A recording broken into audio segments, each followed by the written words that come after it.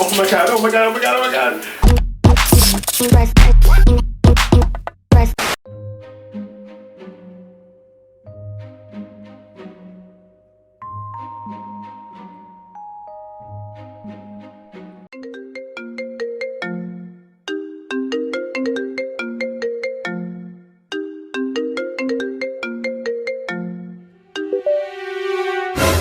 Oh fuck! It's time.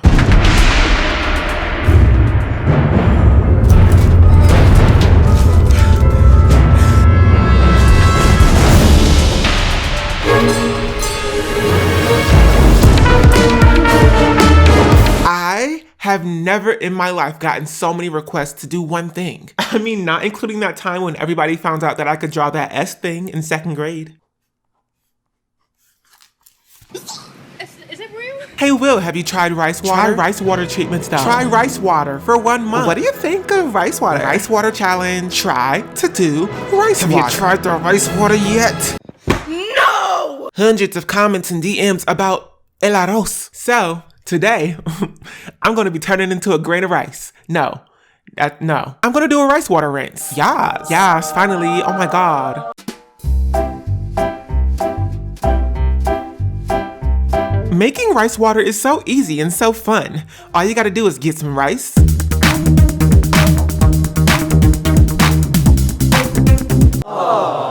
brown or white is okay, although brown naturally has more nutrients.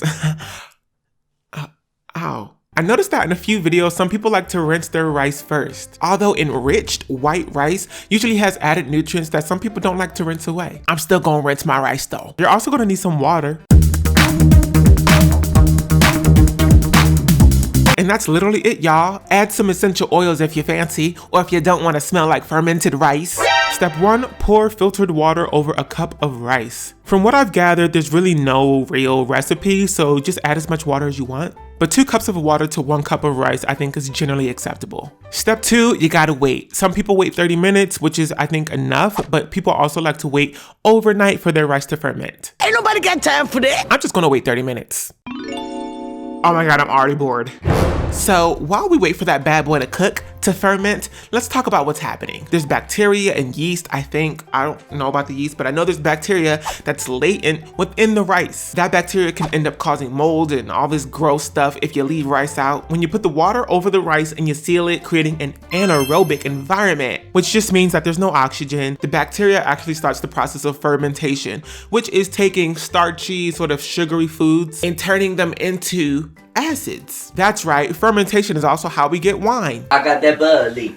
I got that bubbly. They be making wine out of rice, y'all. Which, shoot, I might have to do that. Kidding, alcohol is the depressant. Anyway, fermented rice water contains a lot of amino acids and plenty of other stuff. Calcium, magnesium, iron, vitamins E, niacin, thiamine, riboflavin. So letting the rice sit for like 15 to 30 minutes to overnight allows you to maximize the amount of these nutrients that are in the rice water. The longer you wait, the more potent your rice water is. Okay, finally, it's done. Ugh. I've been waiting for 15 to 30 minutes. Personally, because I am low porosity and I don't want to deal with any protein overload where my hair gets hella crunchy, I'm going to first dilute the rice water and then let's head to the bathroom.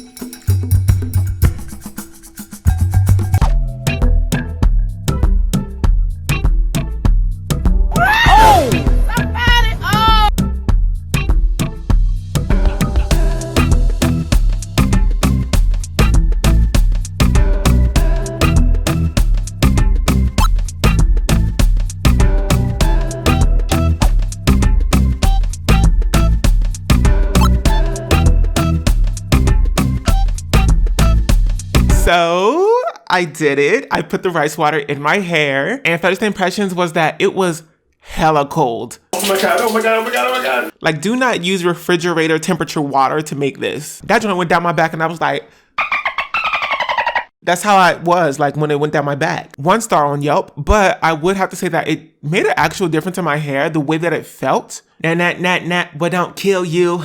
It only makes you stronger. And that's what the rice water did to my hair. It felt like any classic protein-filled product that I would put on my hair. That was pretty much the only thing that I had noticed, but I noticed it. You know what I mean? So that's that on that. I mean, my hair is looking pretty good. I've gone ahead and put products in it. I'll link those below. Now, why people gravitate towards rice water so much, I think is twofold.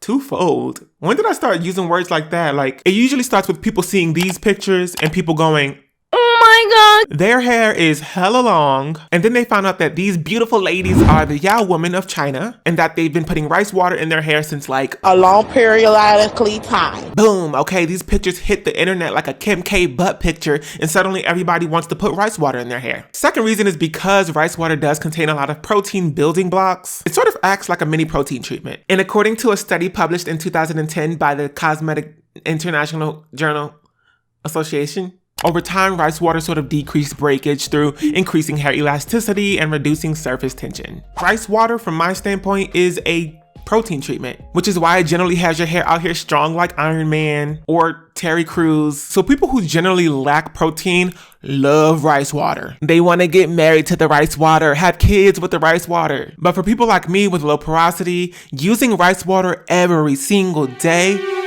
results in protein overload. What is that?